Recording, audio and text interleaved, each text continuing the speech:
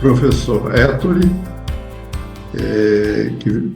que vai falar sobre o projeto Pirajuba e seus desdobramentos. E depois nós voltaremos ao item anterior. Ok, vamos lá, então. Eu vou iniciar, então, a apresentação. Felizmente, aqui o meu... Não estou conseguindo me ver, mas acho que não tem problema.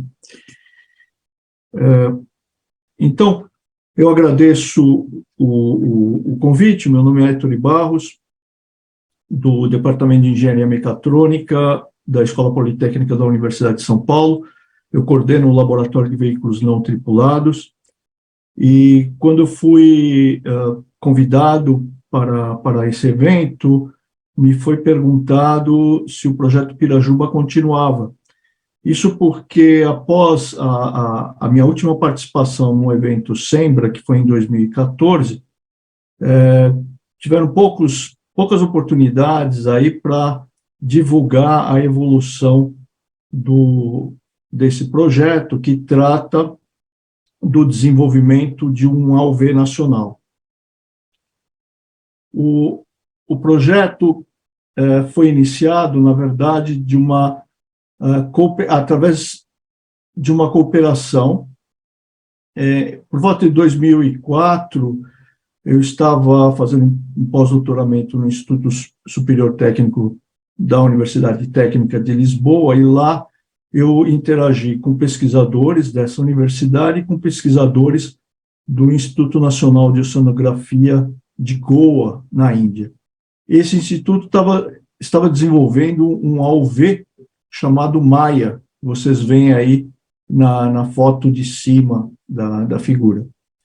Ele tem uma configuração, ele tem o casco nu dele, tem uma geometria bem conhecida da literatura, geometria Martin, mas só que os hidroplanos, em vez de 4, como é costumeiro, eles têm 3, substituindo um quarto pela antena de um GPS. Bom, a nossa cooperação nessa interação ficou localizada no projeto hidrodinâmico, a pesquisa da hidrodinâmica desse veículo. Nós iniciamos com um estudo de métodos analíticos e semi-empíricos para estimativa de coeficientes hidrodinâmicos, e depois voltando... Com licença, nós não estamos vendo a apresentação das imagens. Não estão? Não. Puxa, só um momentinho, por favor. Por favor. Aqui vocês estão vendo? Não, estou vendo, não. Ué, deixa eu ver aqui o que está acontecendo. Peraí, só um momentinho, por favor. Eu tinha esquecido de compartilhar. É isso. Agora estão. Desculpa. Eu tinha esquecido de compartilhar. Então, está aqui. Vamos lá. Então, esse veículo, né, era o veículo indiano, o AUV Maya, cuja hidrodinâmica eu fiquei a cargo de investigar. Nós iniciamos então, o estudo de métodos analíticos semi-empíricos, e, de volta a São Paulo, a gente iniciou, além da continuidade desses métodos, o emprego de métodos numéricos de simulação do escoamento ao redor do veículo, né, conhecido como CFD. E, para validar isso, a gente fazia experimentos com o modelo do casco do veículo em fibra de vidro no tanque de provas do IPT. A gente testava esse tipo de configuração, três hidroplanos, e o tipo mais comum, que é o cruciforme de 4 hidroplanos. Um problema com relação a essa metodologia de validação é que ela dependia da disponibilidade do tanque de provas, o que muitas vezes não era fácil, e dependia do tanque de provas e da sua infraestrutura, né? E, por conta disso, a gente decidiu desenvolver um veículo autopropelido para a continuidade da pesquisa, né? E daí surgiu, então, a primeira versão do AUV Pirajuba, né?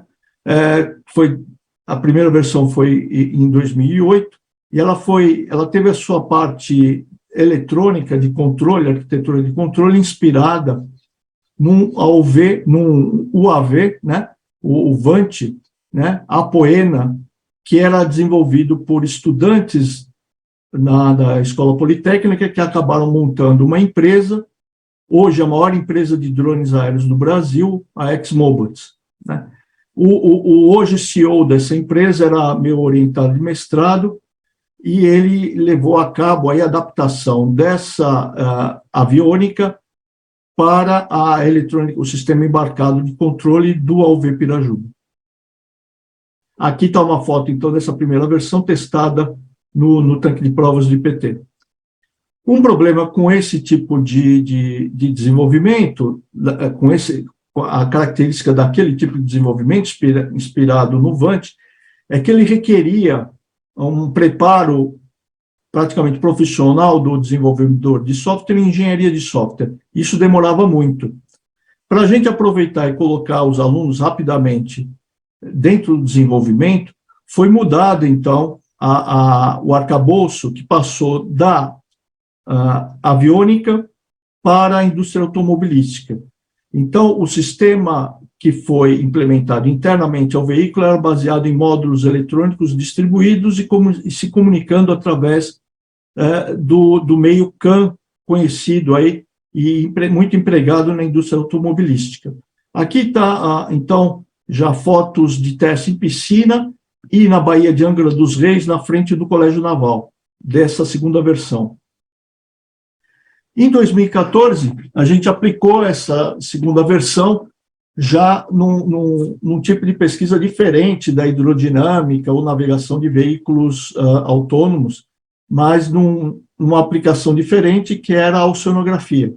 A ideia era dotar o veículo com uma carga paga de sensores físico-químicos e sensores ópticos, além de uma câmera, para detecção e filmagem do plâncton marinho, né? Então, aqui está parte da carga paga destacada, né, onde na frente você tem o CTD, então com sensores de condutividade, temperatura e profundidade, e sensores ópticos que permitiam medir clorofila, matéria orgânica dissolvida, etc. Né? Aqui um exemplo do plâncton, né, coisa de 1 milímetro de dimensão, aqui vistos em laboratório.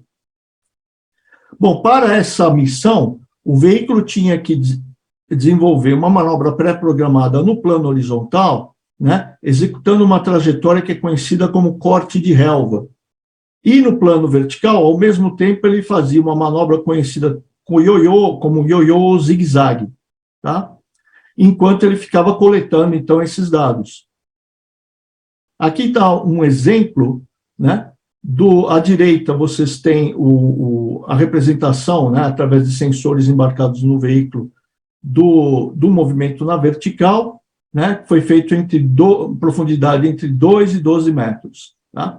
E à esquerda, o tipo de dado que foi coletado, né, o dado foi coletado e depois processado para criar esses gráficos aqui de distribuição de temperatura e salinidade conforme o desenvolvimento da missão. E aqui mais embaixo a distribuição em clorofila. Ao mesmo tempo que estava evoluindo a versão 2 do Pirajuba, nós iniciamos o desenvolvimento de um ROV para inspeção de usinas hidrelétricas, o ROV Mandi, né? Ele foi testado na usina de Porto Primavera, da então CESP, né, Centrais Energéticas de São Paulo, e aqui está um exemplo do Mandi adentrando na câmara, um pouco antes de entrar na câmara da turbina. Essas duas retas aqui são as imagens do sonar, e esse círculo mais grosso é quando justamente o Mandi entra na câmara onde estava a turbina. Tá?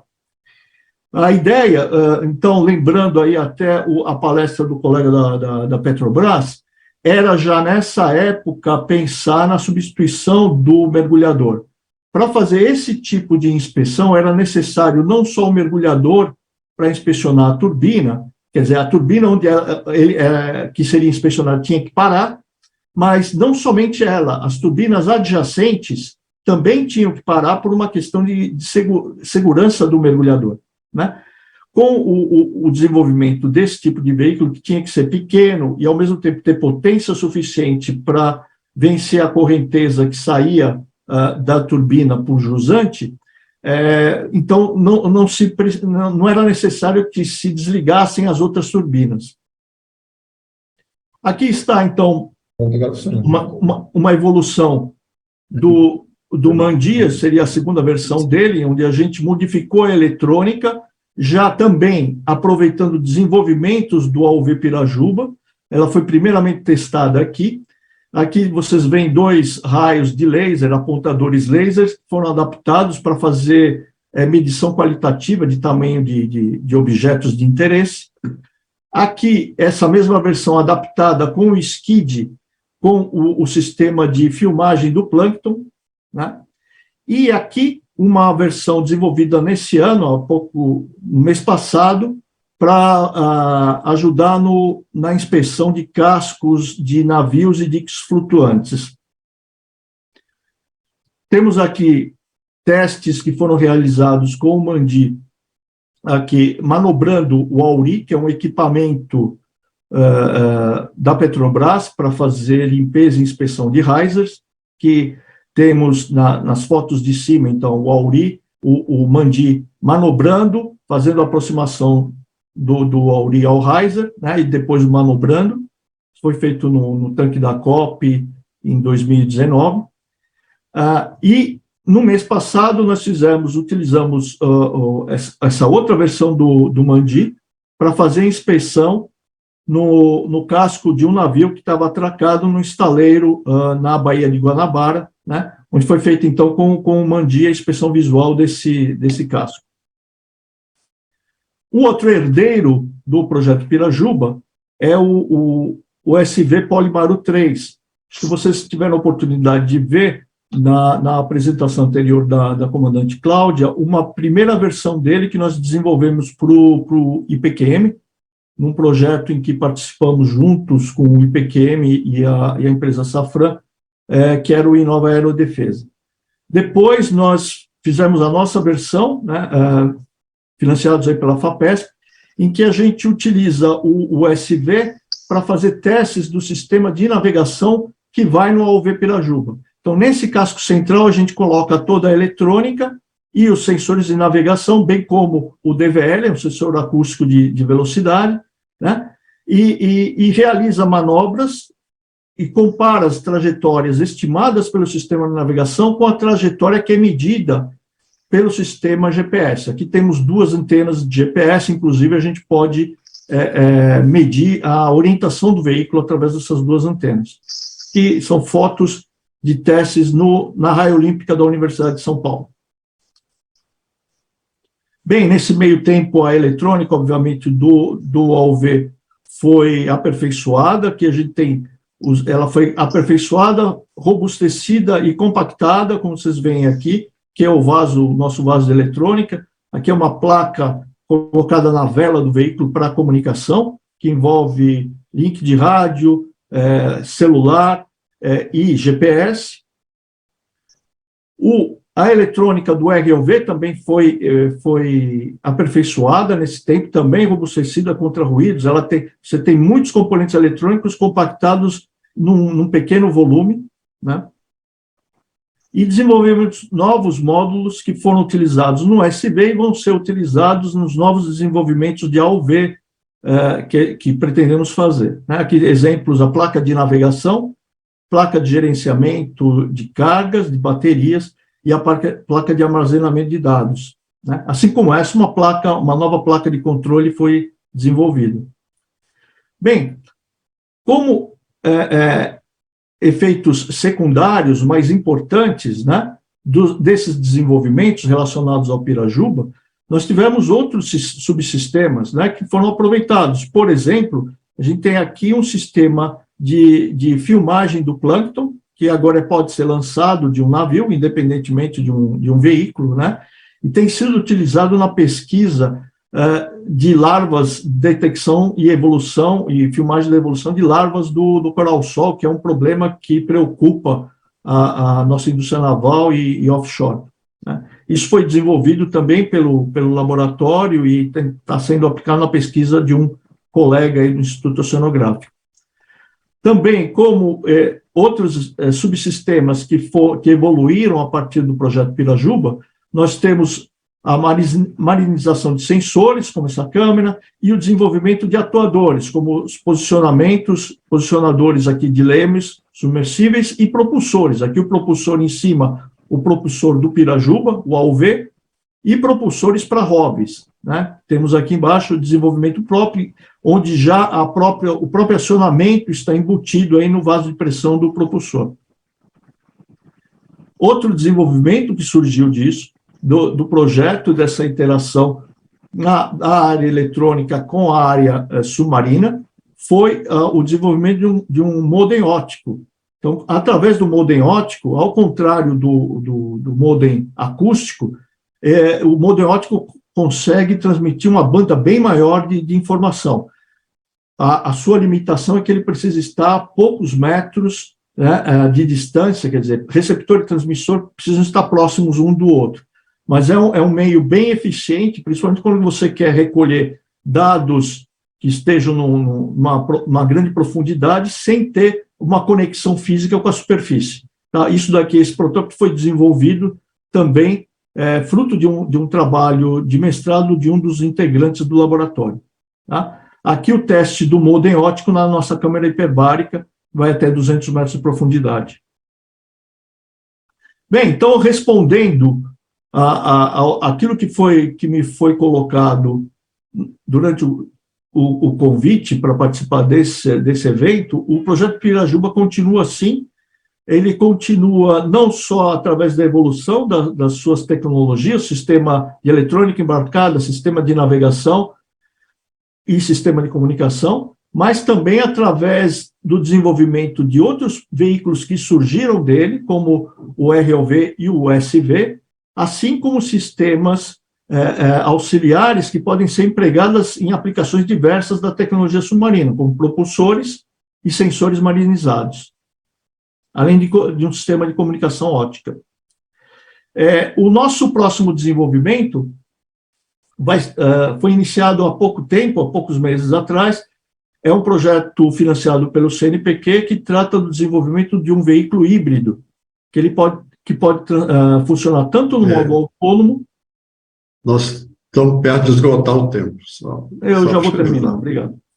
Então, ele pode operar tanto no modo autônomo, como o AUV convencional, como no modo teleoperado, através da introdução de um umbilical de fibra óptica. Então, manobras pré-programadas de grandes extensões podem continuar sendo realizadas pelo AUV, e no modo teleoperado pode-se fazer manobras mais localizadas de interesse, dependendo da aplicação. Aqui, o veículo vai ser direcionado a aplicações na área offshore e ambiental.